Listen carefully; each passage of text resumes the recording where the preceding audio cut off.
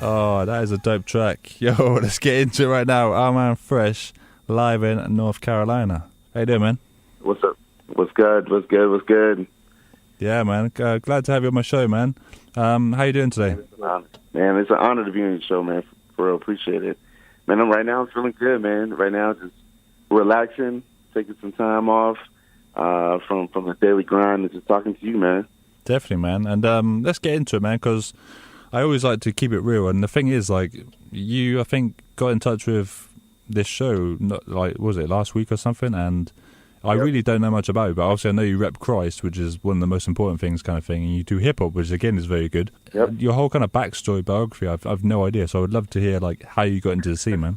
Pretty much, it started off, I'm a teenager, me and my homeboy, we started this group way back in the day when we were like 13, 14 years old, called Camp 55, and we grew up together, like pretty much my brother, known him since we were like in 8th grade.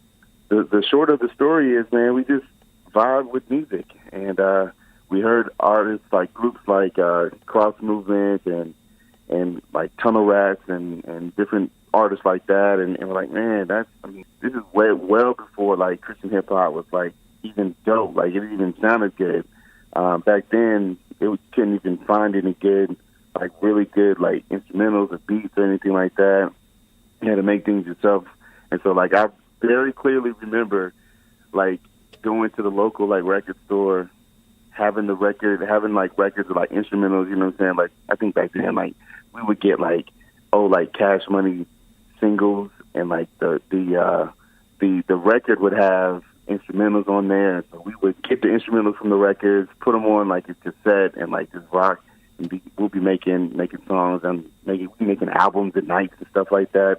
And so I mean that's just the hunger and the drive started back then. And so fast forward, me and my homeboy, we still, work and do music together, but it just evolved where we got right now part of a bigger team called the Just His League, and we just really focus on building the community within the team. And so like there's like, 10 other rappers that we got with us, and we've just been building with them, really encouraging and bringing up younger artists, helping them write, helping them make music. And then, on top of that, I mean, I got, man, there's a lot of little stuff in between there. But God has allowed me to be, at one point in my life, a special needs teacher. He has allowed me to be a police officer. Currently, I'm, within the past year, just got ordained as a pastor.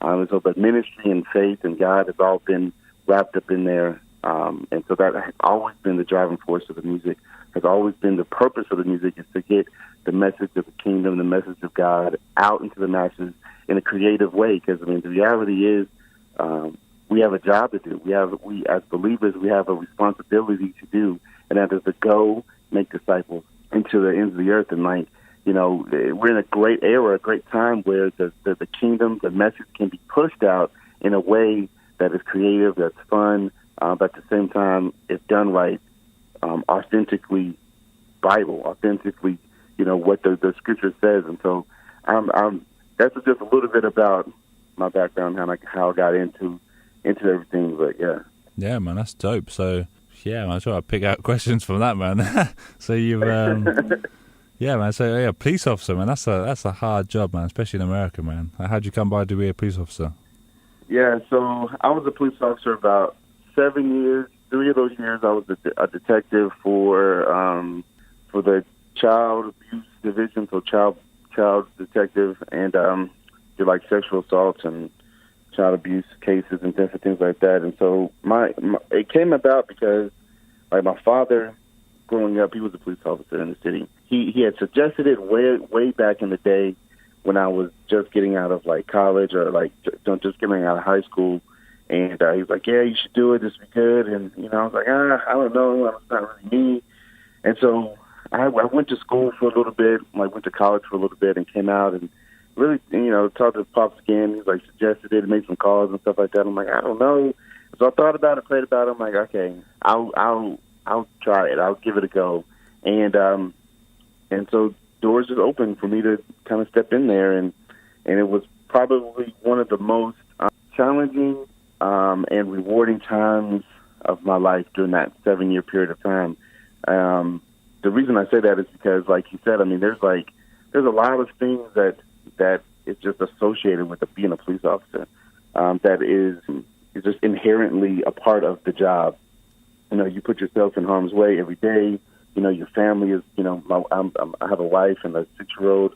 And so, you know, they're at the time, my son, you know, when I first started, he wasn't even born yet. So the whole time I was there, he's you know, grown up seeing me a police officer. So, you know, my wife is praying, you know, for safety. And, you know, she's borderline stressed every night when I'm out. And so, like, it's one of those things where there's just things that come along with it that are on that negative end in that sense. But then there's also great opportunity to be light in dark places. Like, I can remember so many times walking the beat and having the opportunity to roll up on somebody, and you can tell them that they're having a rough day, and me get to pray with them, you know, in my uniform, or me get to have a conversation with them in my uniform and kind of like shift their day. And so, I mean, it's one of those things where, you know, a police officer, I pray for them daily. I pray for the officers that are out there, and because I know they have a hard job. And there's, you know, right now there's the handful of like bad officers that are making the whole entire thing the stigma about them. But it's definitely a job that is not for the faint of heart.